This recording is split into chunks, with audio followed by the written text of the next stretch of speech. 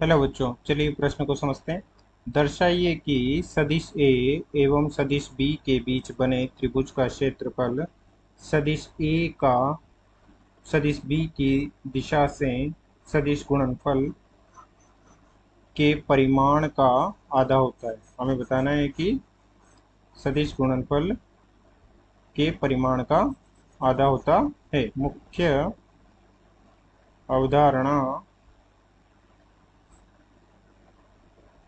में हम देख सकते हैं कि त्रिभुज का क्षेत्रफल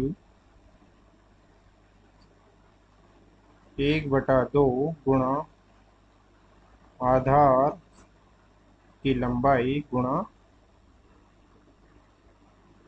ऊंचाई की लंबाई।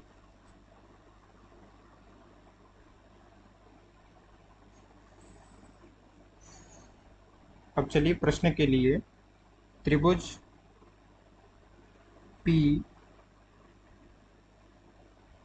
ओ क्यू में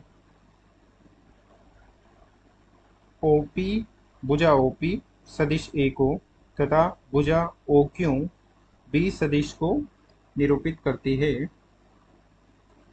तथा कोण पी ओ क्यू थीटा कोण है, यानी कि ये कोण थीटा है, तथा बिंदु क्यू से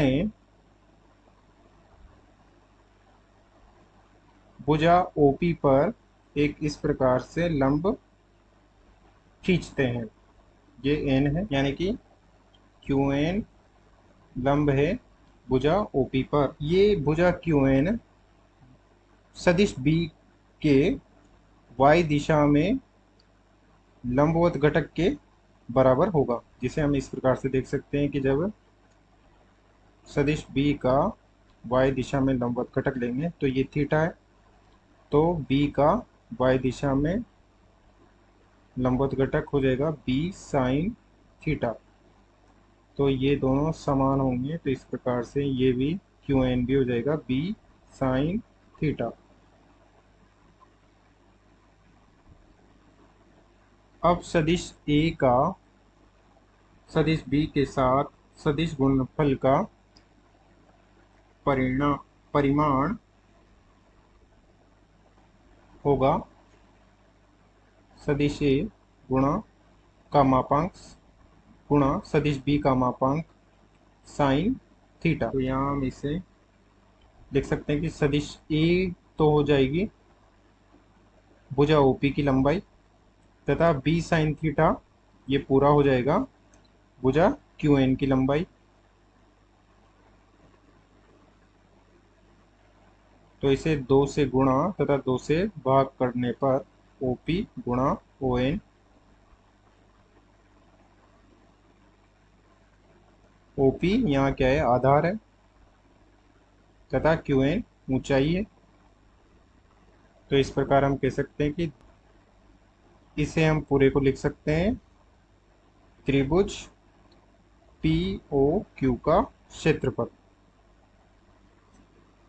इसे पूरे को लिख देंगे हम त्रिभुज पी ओ क्यू का क्षेत्रफल, तथा इधर है सदिश ए का सदिश बी की दिशा के साथ सदिश गुणनफल का परिमाण। तो अब हम लिख सकते हैं कि त्रिभुज पी ओ क्यू का क्षेत्रफल बराबर होगा 1/2 सदिश ए का सदिश बी की दिशा के साथ सदिश गुणनफल का परिमाण का आधा। अतः दिए गए प्रश्न को हमने सिद्ध कर दिया है। आशा करते हैं आपको समझ में आया होगा। धन्यवाद।